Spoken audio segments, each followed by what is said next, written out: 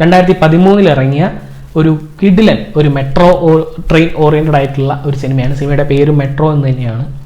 Moscow റിവറിന് മുകളിലായിട്ട് 1930 മുകളിലല്ല, Moscow റിവറുണ്ട്, റഷ്യയിലെ Moscow റിവറിന് താഴെയായിട്ടുള്ള ഒരു തുരങ്കത്തിലൂടെ 1935 കാലഘട്ടങ്ങളിൽ നിർമ്മിച്ച ഒരു മെട്രോ സിസ്റ്റം ഉണ്ട്. ന്യൂയോർക്കിലൊക്കെ പഴയകാലത്ത് ഇപ്പോഴത്തെ കാലത്തൊക്കെ അണ്ടർഗ്രൗണ്ടുകളിൽ മെട്രോ സർവീസ് നടത്തുന്നുണ്ട്. നമ്മളെ ബാംഗ്ലൂരിലാണെങ്കിൽ കബൺ പാർക്ക് ആ ഒരു ഏരിയയിലൊക്കെ അണ്ടർഗ്രൗണ്ടിലാണ് മെട്രോ പാസ് ചെയ്യുന്നത്. നമ്മുടെ നാട്ടിലൊന്നും അങ്ങനെ അണ്ടർഗ്രൗണ്ട് വഴി പാസ് ചെയ്യുന്ന മെട്രോസ് ഇല്ല. അപ്പോൾ റഷ്യയിൽ ഈ ഒരു മോസ്കോ റിവറിന് മുകളിലുള്ള ഈ ഒരു ഭാഗത്ത് മെട്രോ സ്റ്റേഷനല്ല, ഒരു പാസ് ചെയ്തു പോകുന്ന ആ ഒരു വഴിയിൽ ഒരു വിള്ളലുണ്ടാവുകയും അതിലൂടെ വെള്ളം താഴേക്ക് ആ ഒരു ട്രാക്കിലേക്ക് വരികയും ഒരു മെട്രോ അതിൽ അപകടത്തിൽപ്പെടുകയും ചെയ്യുന്ന ഒരു ട്രാജിക്കൽ ഇൻസിഡൻറ്റ് സ്റ്റോറിയാണ് ഈ ഒരു മെട്രോ എന്ന് പറഞ്ഞൊരു സിനിമ. സിനിമയിലൊരു നായകനുണ്ട്. നായകൻ്റെ മകളും നായകൻ്റെ ഭാര്യയുടെ കാമുകനും ഇവരും കൂടെ ഈ ഒരു ദുരന്തത്തിൻ്റെ ഇടയിൽ പെട്ടുപോകുന്നതും അവർ മനസ്സിലാക്കുന്ന കുറേ കാര്യങ്ങൾ, ഒരു ഫാമിലി സ്റ്റോറിയും കൂടെ ഇതിൻ്റെ ഇടയിലൂടെ പറഞ്ഞു പോകുന്നുണ്ട്. ആൻഡ്രേ ഗാരിൻ എന്നാണ് നമ്മുടെ നായകൻ്റെ പേര്. ഇദ്ദേഹം ഒരു ഡോക്ടറാണ്. ഇദ്ദേഹത്തിൻ്റെ മകളെയും ഭാര്യയൊക്കെ ഇദ്ദേഹത്തിന് ഭയങ്കര ഇഷ്ടമാണ്. പക്ഷേ കുറച്ച് കാലങ്ങളായിട്ട് തൻ്റെ ഭാര്യയ്ക്ക് മറ്റൊരു ആളുമായിട്ട് പ്രണയമുണ്ടെന്ന് നമ്മുടെ ആൻഡ്രേ ഗാരിൻ മനസ്സിലാക്കുകയാണ്. പക്ഷെ അതാരാണെന്നൊന്നും അദ്ദേഹത്തിന് അറിയില്ല. എങ്കിലും അറിഞ്ഞതായിട്ട് ഭാവിക്കുന്നുമില്ല. ഭാര്യ ഐറിന അവളോട് ഈ കാര്യം ചോദിക്കുന്നുമില്ല. പക്ഷേ ഭാര്യയ്ക്കാണെങ്കിൽ ഈ ഒരു കാമുകനുമായിട്ട് ജീവിക്കണം എന്നുള്ളതാണ്. ആന്ധ്രയുമായിട്ടുള്ള ബന്ധം ഡിവോഴ്സായി കഴിഞ്ഞതിന് ശേഷം ഇദ്ദേഹവുമായിട്ട് ജീവിക്കണമെന്നാണ് ഭയങ്കര ആഗ്രഹം.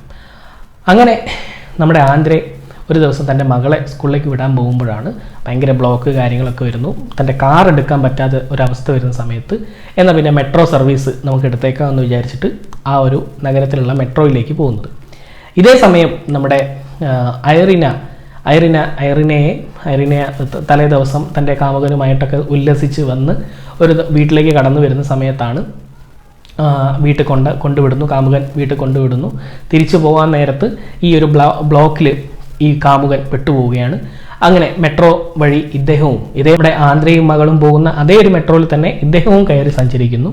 ഇതിനു മുമ്പേ തന്നെ ഈ ഒരു ട്രാക്കൊക്കെ പരിശോധിക്കുന്ന ഒരു ജോലിക്കാരൻ ഈ ഒരു വെള്ളം വീഴുന്നതും അവിടെ ഒരു അപകടം നടക്കാൻ സാധ്യതയുണ്ടെന്നുള്ള കാര്യങ്ങളൊക്കെ റിപ്പോർട്ട് ചെയ്യുന്നുണ്ട്. പക്ഷേ അധികാരികളൊന്നും അതത്ര ശ്രദ്ധിക്കുന്നില്ല. അങ്ങനെ മെട്രോ പാസ് ചെയ്ത് പോവുകയാണ്. ഇവരെയും നമ്മുടെ നായകനും മകളും വേറെ കുറേ യാത്രക്കാരുണ്ട്. ഒരു മെട്രോ നിറയെ ആളുകളുണ്ട്. എല്ലാവരെയും വഹിച്ചുകൊണ്ട് മെട്രോ പാസ് ചെയ്യാണ്. പെട്ടെന്ന് ആ ഒരു വിള്ളലുകൾ വലുതാവുകയും ആ ഒരു ഭാഗം മുഴുവനായിട്ട് അടർന്നു വീഴുകയും ചെയ്യുന്നു.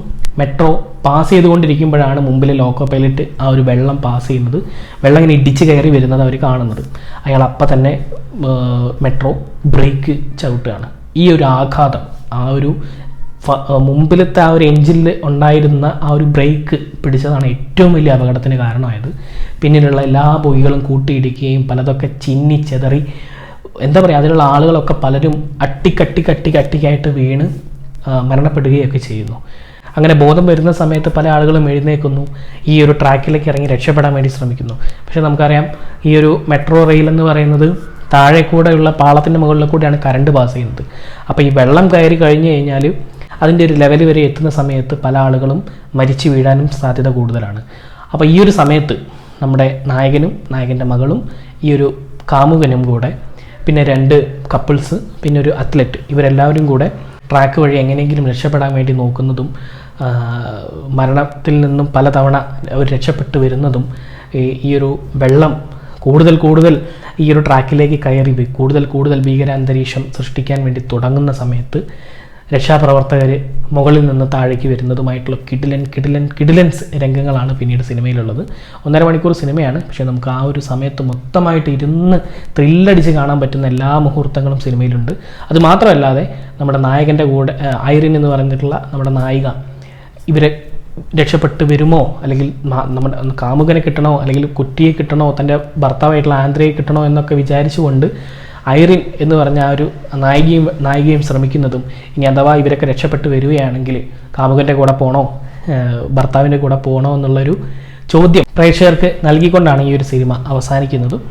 അപ്പോൾ തീർച്ചയായിട്ടും കണ്ടു നോക്കുക. നല്ലൊരു ത്രില്ലർ എക്സ്പീരിയൻസ് തന്നെയാണ്. നമ്മളും ആ ഒരു തുരങ്കത്തിൻ്റെ അടിയിൽ പെട്ടുപോയതുപോലെയുള്ള സീനുകളാണ് സിനിമയിലുള്ളത്. അപ്പോൾ നാളെ മറ്റൊരു എപ്പിസോഡിൽ മറ്റൊരു അടിപൊളി സിനിമയായിട്ട് വരാം.